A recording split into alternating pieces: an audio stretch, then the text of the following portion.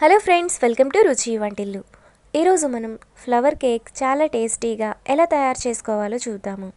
వీటిని మనం చాలా ఈజీగా ప్రిపేర్ చేసుకోవచ్చు. ఇవి చాలా సాఫ్ట్గా టేస్టీగా ఉంటాయి. సో లేట్ చేయకుండా వీడియోలోకి వెళ్ళిపోదాం.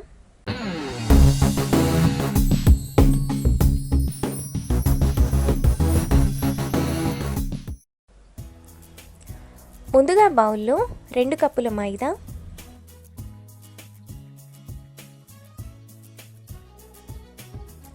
అరకప్పు పంచదార పొడి. పంచదారను మిక్సీలో వేసుకుంటే ఇలా పౌడర్లా వస్తుంది. 2 టీ స్పూన్ల baking powder, 1 teaspoon baking soda, చిటికెడు ఉప్పు, 2 టేబుల్ స్పూన్లు బటర్,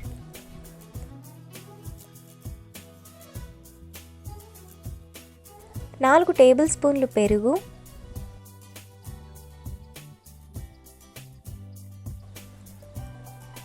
4-5 డ్రాప్స్ వెనీలా ఎసెన్స్ వేసుకొని పిండిని ఒకసారి కలుపుకోవాలి.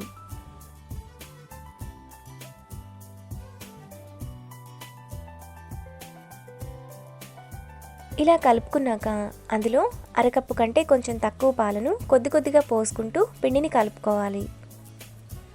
కాచి చల్లార్చిన పాలను పోసుకోవాలి. పిండిని 5-6 నిమిషాల పాటు బాగా కలుపుకోవాలి.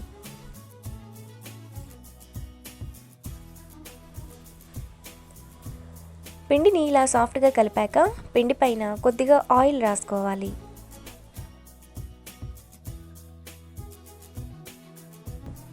ఇప్పుడు మూత పెట్టి గంటన్నర పాటు పిండిని నాననివ్వాలి.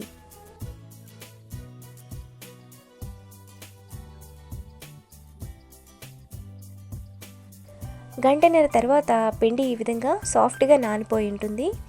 ఇప్పుడు కొద్దిగా పిండిని తీసుకొని ఈ విధంగా పొడవుగా రోల్ చేసుకోవాలి.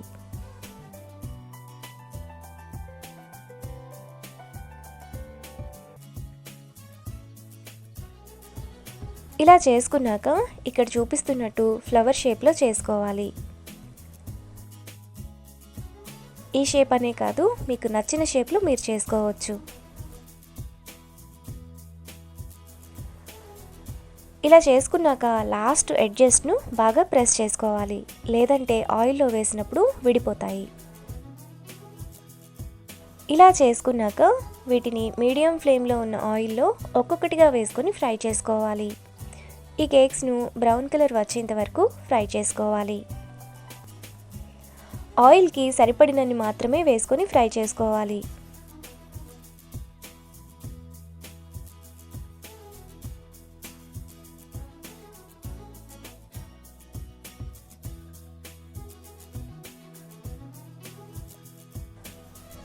ఇలా బ్రౌన్ కలర్ రాగానే వాటిని ప్లేట్లోకి తీసుకోవాలి. రెండో బ్యాచ్ వేసుకోవాలనుకున్నప్పుడు ఆయిల్ హీట్ కాస్త తగ్గిన తర్వాత వేసుకోవాలి. మనకు ఫ్లవర్ కేక్స్ రెడీ అయిపోయాయి. వీటిని మనం చాలా ఈజీగా ప్రిపేర్ చేసుకోవచ్చు. ఇవి చాలా సాఫ్ట్గా టేస్టీగా ఉంటాయి. పిల్లలు కూడా ఇష్టంగా తింటారు. ఇవి 4 రోజుల పాటు ఫ్రెష్గా ఉంటాయి. అంతే, ఎంతో టేస్టీగా ఉండే ఫ్లవర్ కేక్ రెడీ. ఈ వీడియో మీకు నచ్చినట్లయితే లైక్ చేసి, షేర్ చేసి, సబ్స్క్రైబ్ చేయండి.